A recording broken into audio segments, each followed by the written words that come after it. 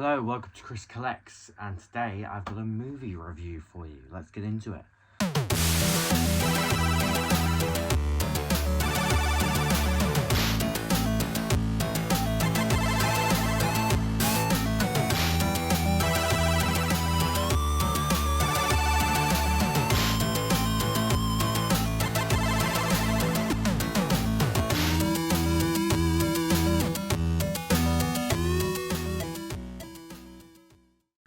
So, I am reviewing today Dune Part 2.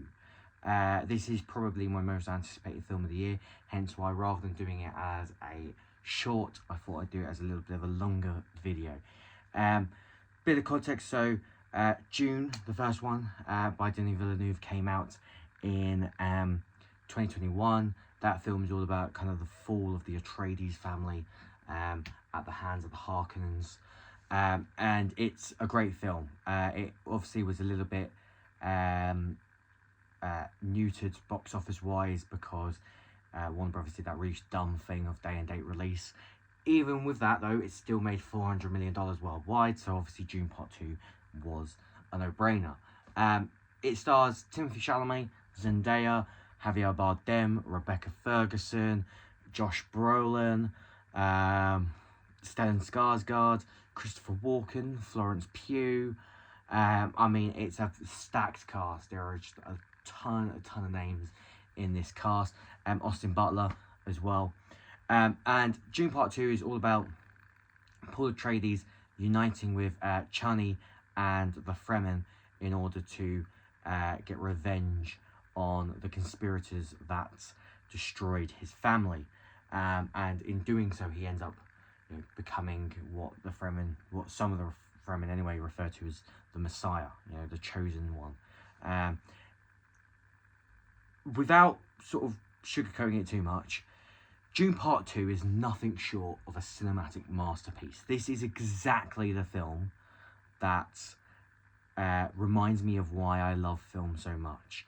It's beautifully shot, the acting is phenomenal, the story is compelling.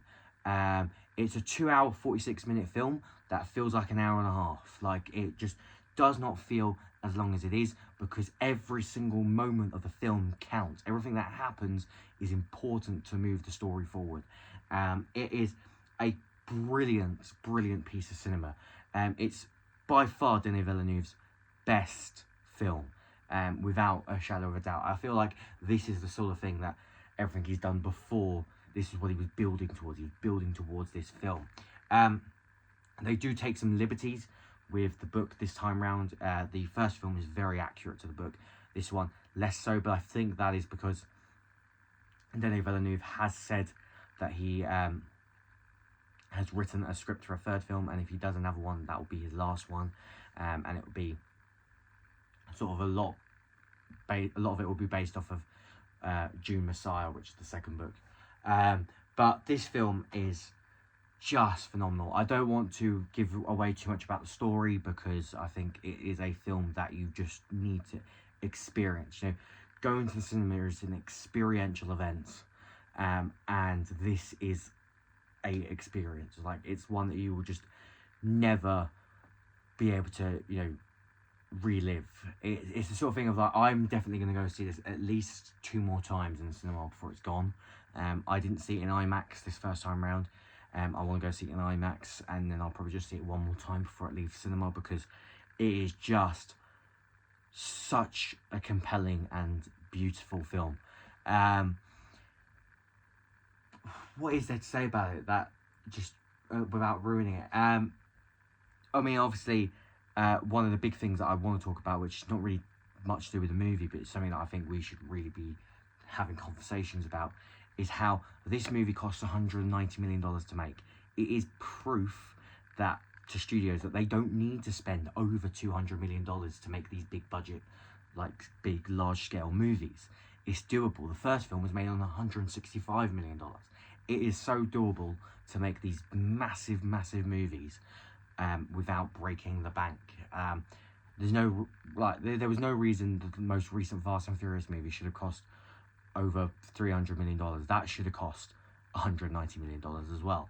And the big difference between the two kind of things are, one is just using a ton of CGI for CGI's sake.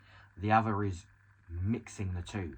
Dune Part 2 uses real locations, it uses miniatures, it uses real things mixed with CGI, which just elevates it. It just makes that thing look, really magnificent on screen.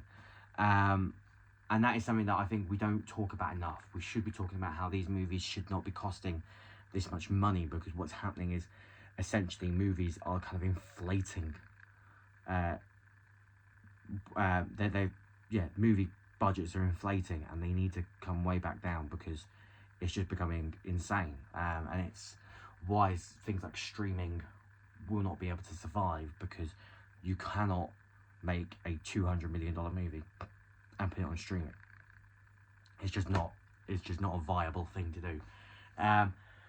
But yeah, on a budget of $190 million, I have no doubt in my mind that Dune Part 2 won't be able to reach $800 million, which is double what the first one did. I would love to see it crack $1 billion, but I do get that Dune and Dune Part 2, they're not for everyone. They are a particular type of science fiction.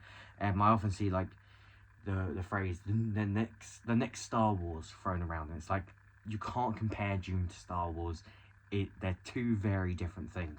Dune is doing very much its own thing. What I would say is a more inline comparison is Dune and Dune Part 2 feel more like Lord of the Rings in the way that it builds its world, in the way that it is shot, in the way that you buy into the characters and their stories. It's more of a big, large-scale epic rather than this fantasy morality tale of good and evil. You get elements of that, but this has also got a lot of like religion and the whole notion of like a chosen one, the Messiah, the prophet, all that stuff. It's got all this like extra things in it that you don't really get in something like Star Wars. But yeah, Dune Part 2, best film of the year so far. I easily give it a 10 out of 10. In fact, I'd give it an 11 out of 10. I'd go beyond my own ranking system. There is nothing about that movie that I can fault.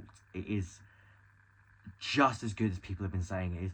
I think to a point it's even better than people have been saying it is. It absolutely blew my expectations out of the water, and I had quite high expectations going in because everyone was raving so much about Dune. So yeah, 10 out of 10. It is one that all I can do is say, if you haven't seen it, go and see it. If it's something you want to see, go and see it in the cinema. It is so worth seeing in the cinema.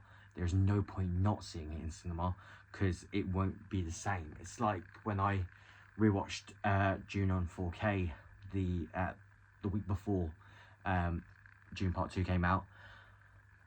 It's not the same watching it at home. It was nice watching it on my big 4K TV, but it's just not the same experience as to watching it in cinema. And I actually kind of regret not going to the re-release of the first film in cinema, because I had such an amazing time watching this second one. But I will say, the other thing I will say before I close this review out, Timothée Chalamet's performance was great. It went from kind of one level to another, and there was this like nice progression of that character's arc within the film, and where he ends up is so like, it's just so well executed, and Timothée Chalamet really nails the performance of it. Also, I thought Austin Butler as Fade Rathan, how do you say it? Fade Rathan, something like that. The crazy Harkonnen killer dude. He was really great as well. Obviously, way better than watching Sting do it in the original David Lynch film. And all the action sequences, all the fighting, it was just so masterfully done. And it's funny because this was supposed to come out originally the same year as Oppenheimer. I think if this had come out the same year as Oppenheimer, I don't think, and I love Oppenheimer, but I don't think we would be talking about Oppenheimer being Best Picture. I think we'd very much be talking about Dune Part 2 being Best Picture, because Dune Part 2 is just, it's on another level, and I can't wait to see it hopefully sweep the Oscars in 2025. But yeah, thanks for watching this video. I hope you enjoyed it. If you've seen Dune Part 2, let me know what you thought of it in the comments below, and I'll see you in the next one.